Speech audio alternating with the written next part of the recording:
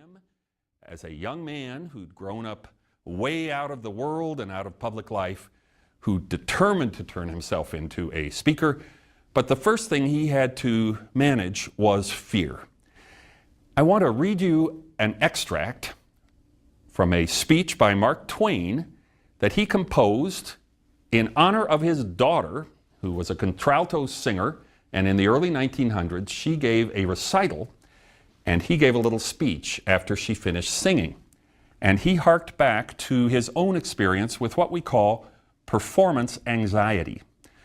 Public speaking anxiety, PSA, is just a branch of performance anxiety, where the palms start to sweat, the breath seems short, the legs begin to shake, your mind goes blank.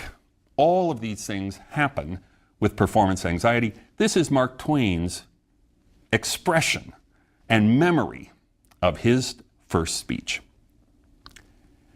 My heart goes out in sympathy to anyone who is making his first appearance before an audience of human beings. I recall the occasion of my first appearance. San Francisco knew me then only as a reporter, and I was to make my bow to San Francisco as a lecturer. I knew that nothing short of compulsion would get me to the theater, so I bound myself by a hard and fast contract so that I could not escape. I got to the theater 45 minutes before the hour set for the lecture. My knees were shaking so that I didn't know whether I could stand up. If there is an awful, horrible malady in the world, it is stage fright and seasickness. They are a pair. It was dark and lonely behind the scenes in that theater, and I peeked through the little peek holes that they have in theater curtains and looked into the big auditorium. That was dark and empty too. By and by it lighted up, and the audience began to arrive. At last, I began. I had the manuscript tucked under a United States flag in front of me where I could get at it in case of need. But I managed to get started without it. I walked up and down. I was young in those days and needed the exercise. And talked and talked. Well, after the first agonizing 5 minutes, my stage fright left me, never to return. I know now that if I was going to be hanged, I could get up and make a good showing, and I intend to. But I shall never forget my feelings before the agony left me. Mark Twain was one of America's most popular public personalities. It's very hard to imagine that a Mark Twain would have ever suffered a moment's uncertainty, self-doubt, indecision when getting up in front of an audience, but we have his own word for it, that he did. That he felt the same terror and shaking that all the rest of us had done.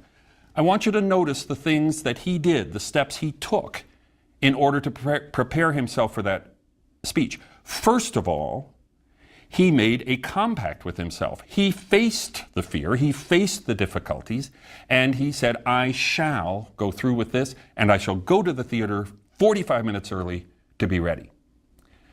Now, this going to the theater 45 minutes early, that is very important. As we shall see in a later lecture, you always want to go and get to know your space. You want to see where you will be presenting. You want to try out your voice, although he does not specifically mention that, to hear it in the space so you know what it will be like when you begin to speak out and yours is the only voice suddenly there filling that auditorium. I don't know what it was in his mind when he looked at those people. Clearly, many of them he already knew. In fact, in a part of the speech that I didn't give you, he talks about how he had actually planted some friends in the audience with instructions to laugh at his jokes or support his points. I don't know that that helped him, but I do know that getting there early, getting to know the space, visualizing the space with him in it, talking, was a critical step toward becoming master of the situation. Then, he tells us that he had his speech written out. This is an important thing to do early on in your career. You want to write down a speech, and you want to have it with you. If you choke up, if you get scared, if you feel like you can't go on or can't remember it, do what he was planning to do. fish under that little American flag. I think that's a charming touch. There was that bit of bunting there for him to hide it under, and simply go back to your written speech. He was ready for the emergency. What was the result of all of this forethought, all this preparation, all of that time being in the theater and speaking, if he was speaking before his own talk, and having the script ready? The result was, when he came to the moment, it took him just a short time to get over the wobbly knees, the catch in the throat, all the things that make you feel you can't finish this speech. And by the end of the speech, he was the Mark Twain that America then came to know as the most popular public lecturer in the country. It became a major part of his career.